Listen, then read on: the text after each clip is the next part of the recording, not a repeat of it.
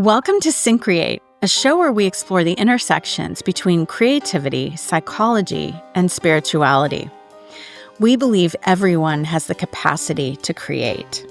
Our goal is to demystify the process and expand the boundaries of what it means to be creative.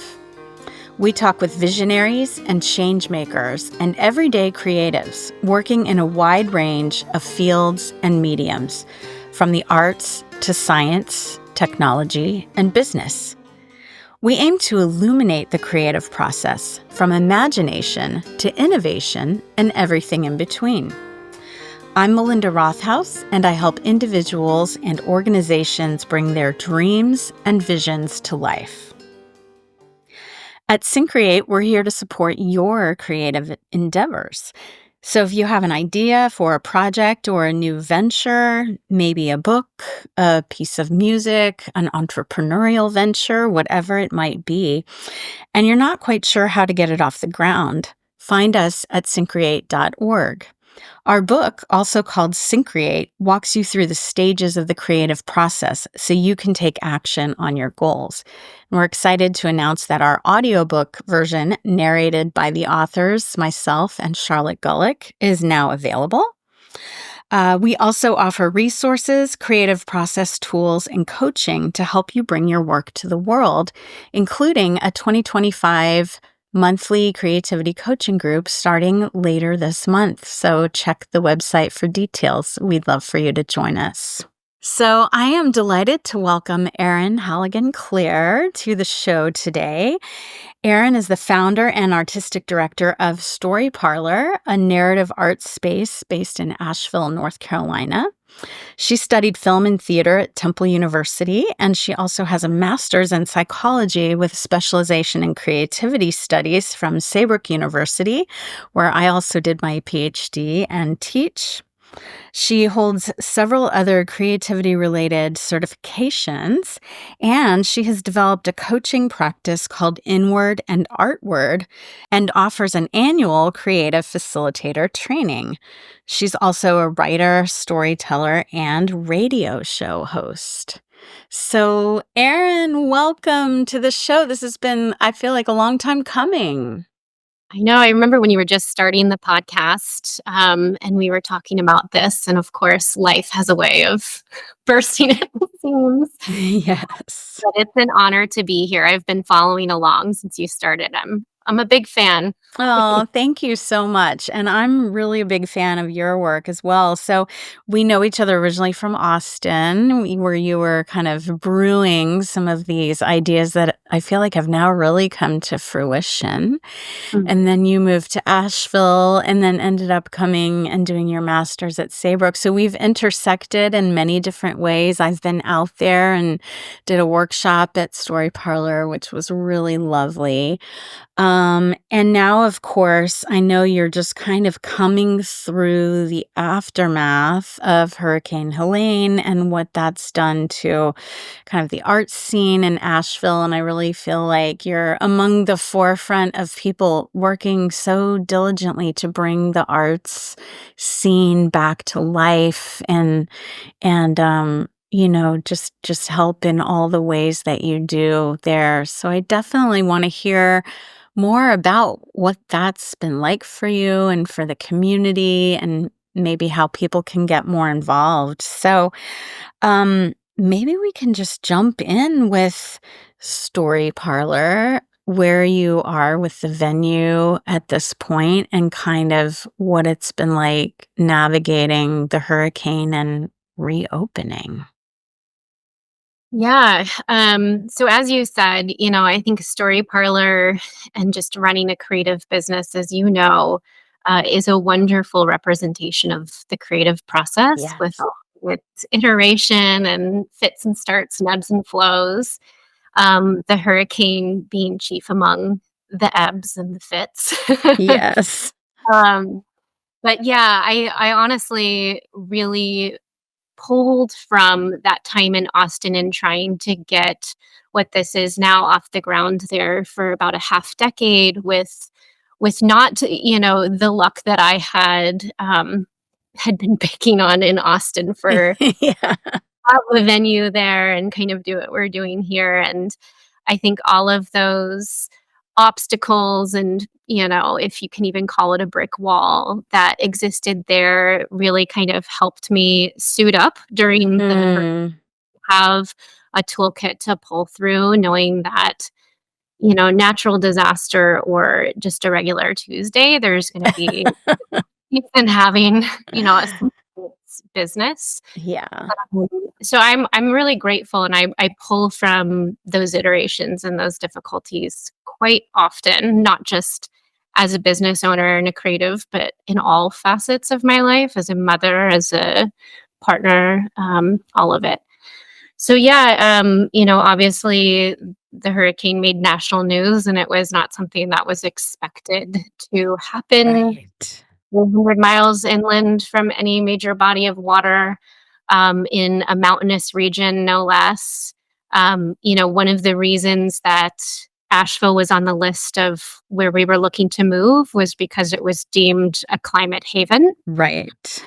So, yeah, there's irony to that for sure, but I think also just the sobering reminder and, inability to look away from what's happening on a Yeah. level.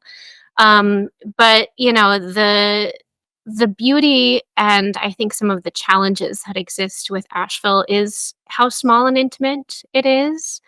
How, we are a scrappy bunch. Everything definitely has that kind of like mom and pop feel, Mhm. equal amounts of just heart and passion for what the artists here do. And so it's a breed of people I've come to love very, very quickly and learn a lot from very, very quickly. And during the hurricane, it was those people that I was most terrified for and Yeah. among because this is the livelihood for so many people here. And unfortunately, we're already starting to see people move on to the next thing where there is a little bit more stability in the arts community and ability to make a living without the cost of living being so exorbitant. Right. And so as far as Story Parlor goes, we had, this, but where the River Arts District is, which was completely blanketed in the French Broad River Mhm. beyond the levels that have been seen. You go to the end of the River Arts District. There's a little bridge that connects that portion of Asheville with the beginning end of West Asheville, and right there on the end of the bridge is where Story Parlor is. So you could go up on the roof, if you're not terrified of the ladder journey up, and see the River Arts Mhm. from our space. Um, and so all that to say, the perspective that came through, and I know you experienced this, as somebody coming from Katrina, Mhm. it's really a phenomenon that I hadn't experienced before at this level. Our house, had a tree come through it and a landslide and a flood, and, we were able to still live there during the repairs, and I was so grateful for that, and it was something I often took a step back when I was like, in any other circumstance, if I had a tree landslide and all those things, I get cranky and upset and, You're right. headspace, but then to kind of take in the bigger picture and have the gratitude for, um, this sufficiency mindset was a big thing. And the same with Story Parlor. There was a very small flood in the basement that, we lost some inventory, some supplies. Honestly, the biggest, issue with all of that was just kind of mitigating the smell Oh, afterwards. yeah. Mhm. And then some pooling water on the roof, which ended up coming through. And so it was, to reopen, a little bit of a waiting game for the roofers who are still to this day, 3 months later, very busy. And I think just finding the ground beneath our feet to be a space holder for others, was something that Yes. I tried to put a lot of, um, just mindfulness in, so that I was ready when the time came. And the footnote to that is I'm still not, but Right. not about me, and so that's the big takeaway. It's about going through this together. Yeah. And I mean, that we have to work with what the circumstances hand us, right? But I know, like on social media, I was really touched by how you were also posting about how you were, looking in on your neighbors and everyone was getting together and sharing resources and food and things during those initial days after the storm. And I kind of see an analogy there with what you're doing also with the venue now and, committing to reopening and kind of being a hub for the arts community. Yeah, the decision to stay wasn't ever really, it didn't feel like a decision, it just was. Mhm. Obviously, had the circumstances with our home been different or any other kind of different ingredient thrown in it, who knows? But um yeah, we decided to stay, and in the end, I didn't realize this because so much of it is a reaction, but what Mhm. happened in the end was I realized as other people who had left and started to come back, I saw they were having a very, very hard time processing, Yes.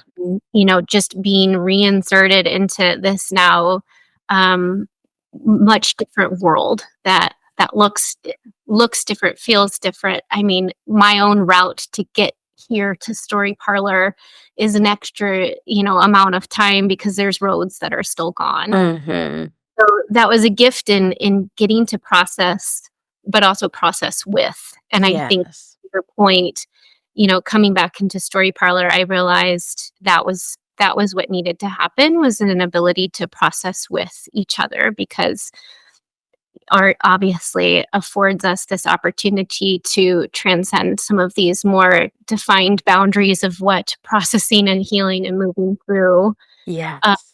require, and experience it in a different way. So Yeah, and what better way, again, as you say, through kind of creativity, arts, and storytelling specifically. So I was looking at one of your recent newsletters, and I know you have a full slate of events and trainings and things coming up from the year. So, share with us a little bit more about the kinds of offerings that you have at Story Parlor. the nucleus of our mission, when you were sharing the intro to Syncreate, there's a lot of shared ground, and I know that's why you and I have connected so much over the. Definitely.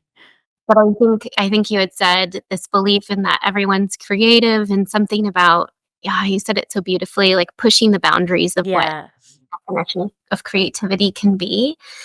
And that's definitely what this space exists to do, is to honor this, fierce belief that everyone is creative, and that also everyone has a story to tell.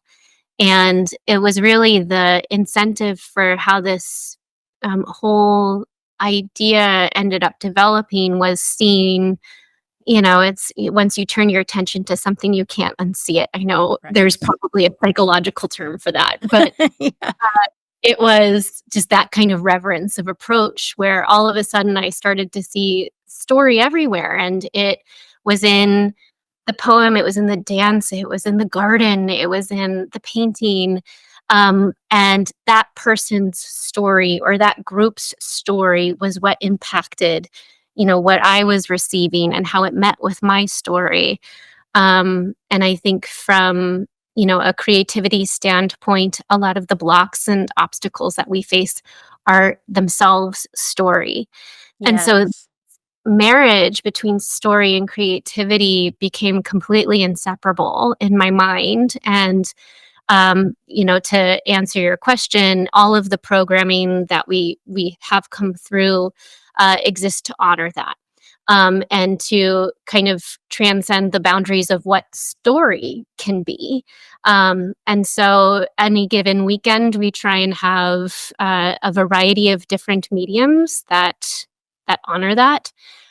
So we might have a comedy night, a poetry night, a jazz night, a film night. And then, my favorite of all is when it's a combination of multiple mediums and Yes. artists who have that ability to kind of have this cross stitch of a language, of shared language, at the centerfold of the evening. So yeah, that's what we look for. We're a completely community driven space that exists for the community, but also by the community. And so while Story Parlor, the entity, occasionally will program an event, the vast majority of what we have coming through the doors are people who have dreamed up, produced, and put on, their own vision, and we just exist to serve as an advocate and a cheerleader and support system. Some people are long-term event producers and veterans in that world, and some people just want to come and share their story. And so, we have the ability to kind of walk through the process of how to do that successfully. So those are our events. And then during the week, we have classes that mirror that same philosophy and intent. Yeah. So I think that's a great segue into kind of inward and artward and the facilitator training that you developed. And I noticed also that you've now kind of taken several cohorts of people through this training, and they're now offering trainings and workshops and things. So tell us more about how all of that came about. Um, Everything to me with art is a response Hmm. and being open to responding. And so, originally back in Austin, when I started offering, the creativity and the story labs there, it was a response from people who were coming to the shows we were putting on saying, how do I do this? Yeah. And honestly, at that point in time, I was like, I don't know. I haven't sat Honest with answer. the iceberg of whys, right? Like, why, Yeah. how? Yeah. And that became, an obsession for a while. And I think that's what I remember one of our first like lunches, just picking your brain, how I first discovered that there's a whole world of people who dedicate their lives Yes. to pursuit, and how I found Saybrook in the end. But all that to say, in starting to facilitate classes, I was doing a little bit of what I had seen other people do, and then a little bit of infusing some of what I was learning when I was asking these questions and getting curious about how do you share a story? How do you develop a story? Where does the story come from? Yeah. And just seeing this incredible alchemy of how this all exists and comes to fruition in the creative process. Um, and then became very obsessive. I've always loved taking classes. I'm picking up Mhm. any point, but just kind of zooming in on, well, how are people offering this, and why are we doing it this way and not this way? And looking at creativity from more of that scholarly lens and wondering why I mean, if we're looking at, for instance, your typical writing workshop that happens in a university level, where everybody's kind of talking at the writer and not with, and Mhm. there's a lot of creative approaches where there's not that dialogue, there's not that fluidity of everyone here has something to offer, everyone's journey is different. We can all pick up from every person at the table this incredible wisdom that will inform our own process and take us deeper into our own creativity. And so, in going into Saybrook, that's what I wanted to dedicate my time to, was a little bit digging into some incredible work that already exists on decolonizing the creative classroom, Mhm. imagining what that can look like from a place that really elevates the autonomy and the self agency within the artist, Mhm. and approaching it as a co-facilitating effort amongst everybody and really honoring those gifts that people bring to the table, and giving those a platform and a voice. So that was my time at Saybrook. in looking at how to develop a facilitator training to then go out and share, how this can be done through honoring the psychology and the all of the wonderful research that exists on creativity, while also honoring that. And this was one of my favorite things as a student at Saybrook, that there's still so many questions and there's still so much magic Absolutely. and mystery. And to me, that is one of the most exciting parts about all of this. And so that was the journey toward developing this training. And I I know this is something you and I have talked about a lot. I think the more that we can make space for people doing this work, the better the world. you know. Absolutely. Yes. Especially at these times, you don't have to look far to see, you know, the fires in LA right now and the hurricanes and just the political tensions and the wars going on. I mean, we need creativity, Yeah. and for so many reasons. I mean, I've just been, I'm always reading articles and research on, I saw this little video clip this morning actually that somebody sent me, Jane Fonda, basically talking about the benefits of art and creativity for aging well. Mhm. I love her. Yeah, totally. And there's so many benefits. There's psychological benefits, physiological benefits, and so many potential benefits for the wider world. We need creative solutions to the problems that we're facing now, and to empower that and put that in the hands of the people, you Yeah. know? Yeah. Yeah. Yeah, absolutely. And I think it goes back to this like shared heartbeat in both of our missions, that Mhm. we do have this belief of everyone being creative. But unfortunately, and I'm sure you've seen this a gazillion times, the number of people who show up to a first class who say, I'm taking this because I am not creative. Right. And often you can trace that back to some trusted person in their life who often unintentionally stifled their creative journey. And that is just one of the most heartbreaking, Yes. yeah, things to hear. And yeah, that has like lit the fire underneath me and wanting to Mhm. share that story and that narrative to as many people as possible. Um, Yes. but yeah, I mean, just like you said, in this like need for creativity, it was a big thought through the hurricane. How this fits, how these all kind of are in relationship. And with anything within the creative journey, there's so much ambiguity, there's so much necessity for the both and the either, Yes. rather than the kind of this black and white. Yeah. Made me think, with the destruction of the hurricane and the destruction that's happening in LA right now, and that will continue to happen until we get creative. The opposite of that, the antithesis of that, is creation. Yes. That's what we need to come to meet this, to find our way through. Yes, for sure. For sure. So tell us a little bit more about the facilitator training itself. Like, what does it consist of if people were interested in learning more? Well, we read Syncreate.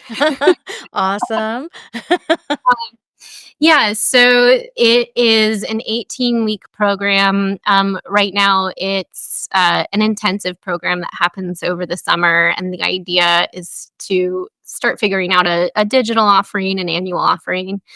But we basically move through parts of the creative process, looking at common blocks, tools that we can use as facilitators to empower those at our table, but then also how to develop a curriculum within the midst of that. And that's really where this phrase inward and artward comes into play. If you're looking at kind of like the educational term of praxis, where you Mhm. have reflection and action, and that's how you integrate. To me, that is what my creative experience and my creative process has always emulated. Is there is this inward taking in of everything that I've experienced consciously, subconsciously, unconsciously, and then the artward, putting it into action. And it is this, as you speak about in Syncreate, this very iterative, fluid process. And we talk a lot about your work in there because I think it's one of the few models that really honors that this is not a linear, a linear, Absolutely. and leaving that space for the breath to Mhm. its way, for the story to, for the personal stories to integrate into the creative process. And so the inward and artward model of creativity, I guess you could say, there is, if you were looking at it as like a Venn diagram, you have your personal stories, your art making, you have fear, and you have purpose. And Mhm. these things are are necessities to the creative process. And it all kind of is ever changing, ever fluid, impacted by mindset, impacted by mindfulness and paying attention, impacted by perspective and interpretation, how we find and engage and choose what we find meaningful. And then, of course, honoring that everything is a choice, and what is the choice that we are choosing to make in service of our creative endeavors. And then if you move this inward and artward portion into, how I've typically approached a curriculum, which in my career gets looser and looser and looser. Yeah. Go back, a decade ago, every minute was accounted for, Right. the fear, but, again, it goes back to this idea of praxis, like, Mhm. what is the natural breath cycle of a class? Are we giving the opportunity and the space to reflect, to put into action, to integrate, and using that kind of as a thread to move through what it is that's being facilitated? Yeah, I love that.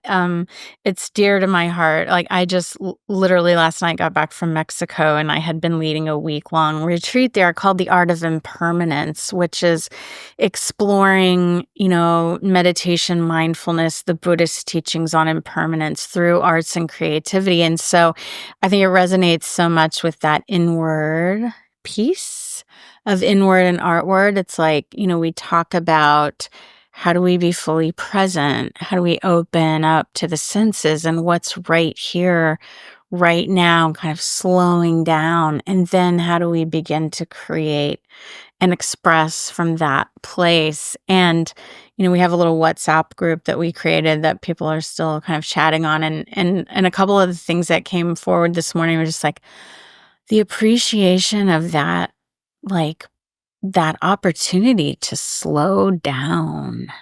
Yeah. Right, because we're so busy, we're so fast-paced, and the creative process does take time, and it does require reflection, and, I love the analogy of the breath, right? The in-breath and the out-breath, and just being able to kind of almost permission, right? To slow down and to reflect and, maybe find a different way of being with our creativity. Yeah, absolutely. And I feel like we can't get enough of that invitation to slow down. Yes. I read, Wintering every year by Mm. Catherine May. Mhm. Thinking the other day, I was like, I'd love to plot the creative process on, like, against the season. Yes. Would that look seasonally? Yes. And then I forgot about it, but Something to come back to. well, I slowed down, yeah. Something to come back to for sure. Well, great. I love, all of these wonderful things that you're up to. I guess I'm curious and maybe others as well, like what is the current state of affairs with the Asheville arts community and, how might people get more involved if they feel so inspired in the recovery efforts as well as just, the art scene there. Yeah, it's, I'm still hearing about things that are just opening now. Mhm. later. I mean, we only opened, I think it was December 5th. And so we had 72 days of being dark. Um, and obviously, didn't have irreparable damage to our facilities. And so we were very lucky to be able to open that quickly. Mhm. I have a number of friends who had businesses in the River Arts District that are taking time to figure out what's next. Of There's course.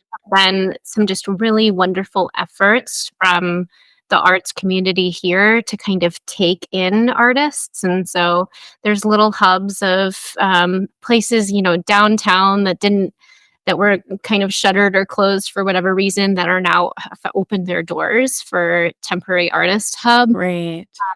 Some artists are finding new spaces. I think some are waiting to rebuild. Uh, Mhm. or using this as an opportunity to figure out with a business, all right, let's use this as a time to reflect and figure out what is next and how do I want to use this pause to inform these next steps. I certainly utilized that with Story Parlor in figuring out what was working, what was not working. Mhm. There's quite a bit on either side of the Of equation, course. and start to make adjustments so that there could be a little bit more of an effort towards sustainability and away from burnout. Mhm. It's so common, I think, for creatives Of solely working in course. the world. Mhm. That's not really talked about as far as like how to handle. And so I think, having been here now for 5 years, uh, I'm very much a sponge for the way Ashevilleans and Ashevillean artists are just so in touch with the present and kind of taking everything step by step. So I've learned a lot from them from that. And then I think as far as like what people can do is, when things do open, go, note Yes. them, Support the present. artists. Yeah. Uh, I know a lot of organizations still have GoFundMe's and are taking donations, and so that's definitely always an option for people from afar. But I think for folks who are here who are visiting, turning their sights to the local small businesses to go and patronize, I think is the best thing. Yeah, Um, absolutely. And I mean, just given that we're seeing these natural disasters happen with ever more frequency, I know I personally experienced this after Katrina. I moved to Austin. I had to start my life from scratch. And there's the disruption and the reflection. And then, in my case, I feel like ultimately there was this flourishing and this blossoming that happened. So I'm a big proponent of post-traumatic growth, and starting to think about like, wow, how can this be like sort of a blueprint for maybe folks in Los Angeles or other places that are experiencing these unwanted, unanticipated disruptions, and we're seeing like the, Oscar nominations being postponed and all kinds of other events in Hollywood. And obviously right now is just it's not even over yet. It's still happening, and the devastation. And then of course there will be ultimately this regeneration and this rebuilding process. Yeah, I've wondered about that. I love that you mentioned like a blueprint for how to move through this, especially as, a creative community. And I don't think we're removed from it enough here. It's like what Natalie Goldberg calls composting. Like, Yes. I mean, I still see upturned Mack trucks on my drive home, Of like course. it is Yes. present. So, but I mean, that is definitely something that's come up in conversation with friends in LA.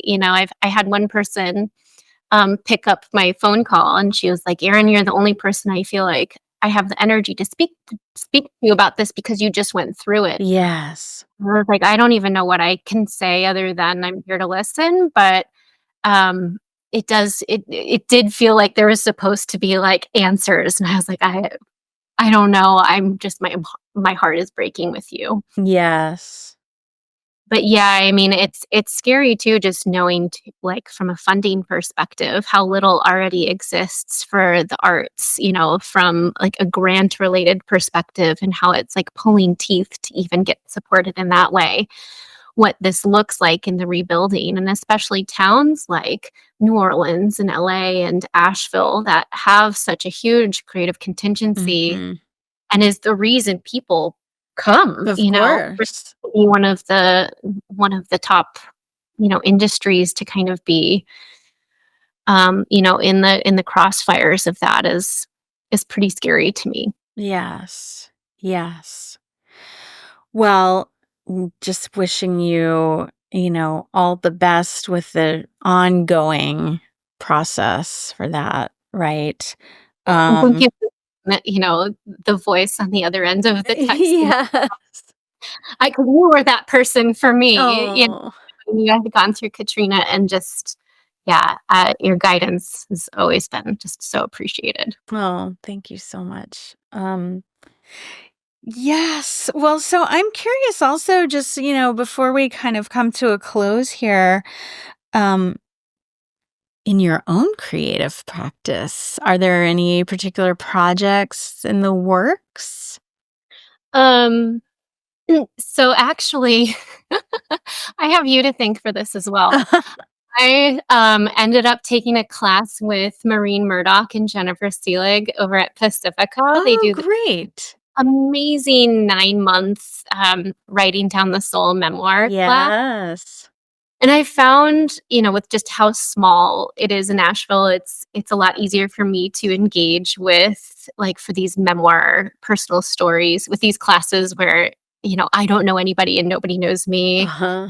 Um, and so I went through the first it started in, spring of last year. I went through the first 6 months with just, gusto and vigor for some personal narratives that I was working on centered around the theme of reparenting. Mhm. And obviously, stumbled toward the end with the hurricane and, Jennifer was so amazing at checking in and just, giving grace for that, which was an interesting thing, from a personal standpoint, what happens to your own creativity Of in course. I've noticed it's very different, obviously, for people. Some people dig into it, and for me, I needed space. Yeah. I'm a I'm a I take forever to process things, so that's probably why. But I feel like I'm just now able to turn my attention back to the project I was developing in there and yeah, looking for like the next class to enroll in because for me that's what helps keep me engaged and motivated is that accountability and that check-in and those guideposts. So I know that's what works for me. So I need to find the next one. And maybe it will be with Jennifer again because I really loved her style. Yeah, she's so wonderful. And just an aside to our viewers and listeners, Jennifer was actually her company Mandorla Books published the Syncreate book, and we've had her on a previous episode, so we'll put a link in the show notes on creativity and depth psychology, kind of Jungian psychology and archetypes in writing and memoir specifically. Yeah. I think I Yeah. have, a deep creativity And her book. deep creativity book, yes, which is wonderful, yes. Oh, I see you've got Rick Rubin's book back there too, another great Like, one. yours is over there. Okay, awesome. Awesome. So, I usually like to end each episode with what we call a creativity pro tip, something that people can kind of run with and try out on their own. And, given that you've developed this facilitator training, I'm wondering if there's something that kind of comes out of the training, maybe a little assignment or a reflection or something that might be helpful to people around storytelling and creativity that they could try out on their own and maybe a little taste of what you offer. Yeah, One of my favorites is, and this is, I think, something I like to revisit when I'm trying to figure out what the next project or idea could be, is to write down a list of creative projects ideas from past, present, future that have felt really meaningful to me or that they could hold a lot of meaning. And then go down the list, focusing on those ones that I still have an energetic connection to, and jot down a couple things about each of them. One being theme or what, Mm-hmm. just one or two words. One asking, what did this project satisfy in me Mm-hmm. doing it? Um, and then looking also at, do I have any unanswered questions or questions I could ask about this project? Beautiful. And so spending time on that, and then taking some time to, and this is all something I think that could be done in like 30 minutes, Yeah. maybe less.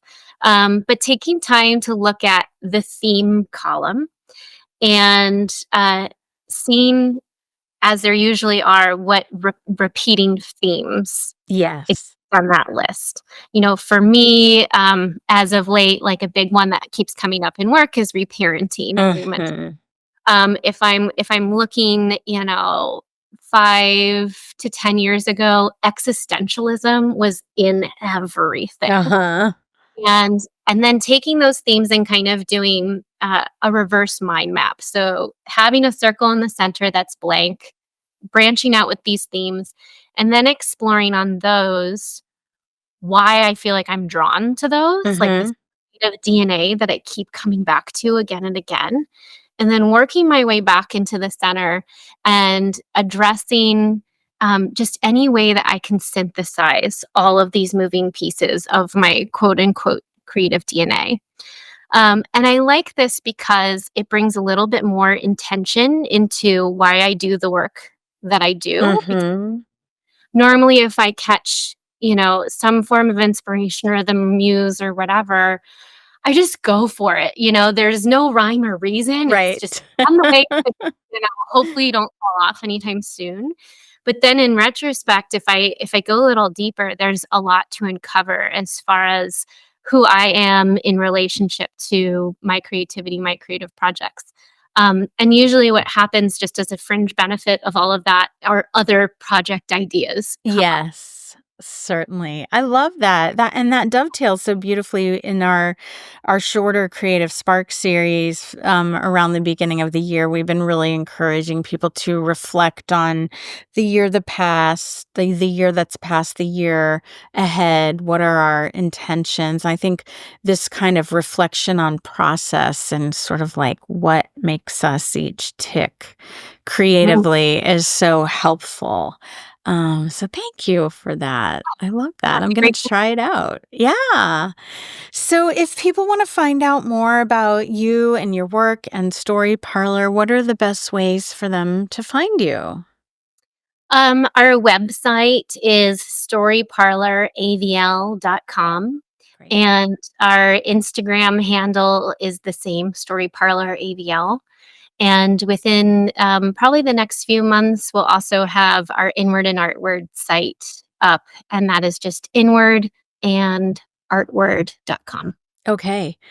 Beautiful. Well, thank you so much for joining me today. It's always great to talk with you. And I'm just Likewise. inspired by, I think we share this kind of love of learning and always thirsting for new knowledge and being kind of lifelong learners. So it's great to just have that exchange. Yeah, agreed, agreed. Yeah, thanks for paving the way. Of course, of course. Keep me posted. I hope to make it back out there one of these days, sooner rather than later. Love that. We'd love Yeah. that. Thanks again to Erin from Story Parlor in Asheville for being with us today. Find and connect with us on YouTube and social media under Syncreate. If you enjoy the show, please subscribe and leave us a review. And we'd love to hear your feedback on the show as well. So please feel free to drop us a line anytime. Let me know how you're doing with the pro tips and so forth. We're recording today at Record ATX Studios in Austin, with Erin joining us from Asheville. The podcast is recorded in collaboration with Mike Osborne at 14th Street Studios here in Austin. Thanks so much for being with us, and see you next time.